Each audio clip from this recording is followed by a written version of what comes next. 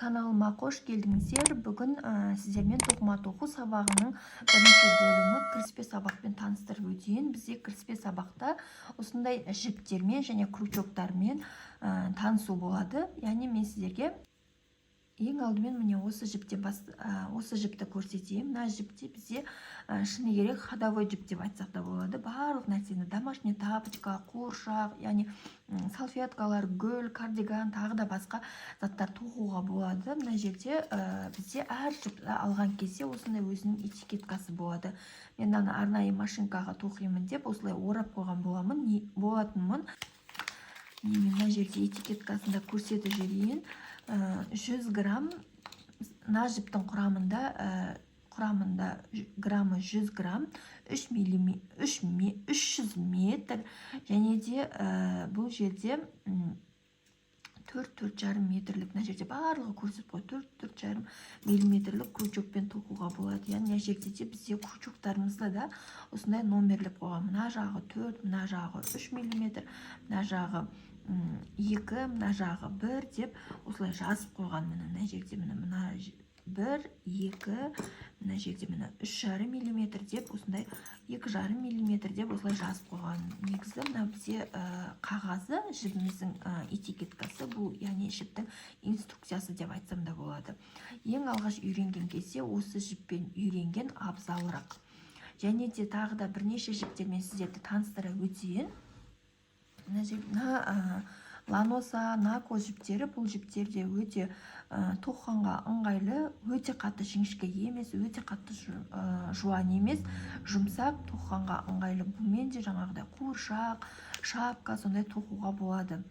Және бұл жерде де жазып қойған жіптердің барлық этикеткаларында осылай жазып көрін. Граммы 100 грамм, 850 метр, және де 50% хлопок, 50% акрил. Мына жерде көрсетіп қойған. Мысалы 2,5-3 миллиметрлік жіппен, яғни крючокпен тоқуға болады. Мына жерде менде 2,5-дық өздерінің мынандай басында неге айырмашылығы, бұл крючоктардың айырмашылығы біреуі үлкендеу, біреуі кішкентайлау болып келеді. Яғни үлкенмен тоқитын болсаңыз жуан жіптерге, және де біздің тоқыған затымыз көлемді болып шығады. Кішкентаймен тоқсаңыз кішкентай болып шығады. Және сол сияқты мына жерде де басқа да, мысалы 40 градус суда жуу керек, стиралкаға салуға болады, үтіктеуге болады деп қойған. Мысалы кейбір жіптерде көрсетіп қойған. Мысалы мына жерде үтіктеуге болмайды деп қойған. 30 градус жылы суда жуу керек, және 2-3 миллиметрлік крючокпен тоқуға болады. Сол сияқты барлық қағаздарды да жазып қойған. Мысалы мына жерде стиралкаға болса, мына жіпті стиралкаға салуға болмайды. Сол сияқты ең алдымен жіп алған кезде осындай қағазына мән беріп түсініп алған дұрыс. Мына жерде Кавказ жібі.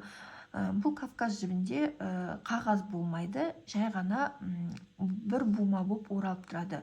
Яғни мына жіпті мен өзім қолданып көрдім, стиральныйға салып көрдім. Стиральныйға салған сайын бұл қаттырақ болып, яғни өз күшін одан сайын қаттырақ қып ұстап тұрады. Яғни мен бұдан көбінше негізі домашний тапочка тоқимын.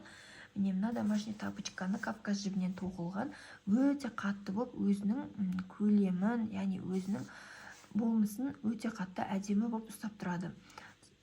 Және де бұл жуғаннан кейін де созылмайды, одан сайын қатая түседі. Одан кейінгі жіптер, мысалы мына жіптер, ярн арт жіптері, ланоса симал жіптері. Бұл жіптермен көбінше скатер тоқуға, яғни салфеткалар тоқимын. Өте әдемі болып шығады. Мына жерде менде салфеткамды көрсете кетейін. Мысалы мына жіппен тоқыған болатынмын. Бұл жерде маған бұл жіптің ұнағаны, тоқып болғаннан кейін де мына жіпте крахмалға салған сияқты болып қақиып тұрады екен. Және неге салфетка тоқуға өте әдемі ыңғайлы жіп екен. Одан кейінгі жіптер, мына жерде менде велюр жіптер бар. бұл велюр жіптермен де домашний тапочка тоқуға болады, және басқа да аяқ киімдер және де ойыншықтар тоқуға өте ыңғайлы. Барлығы түсінікті деп ойлаймын. Менімен болғандарыңызға рахмет. Келесі екінші сабақта көріскенше күн жақсы.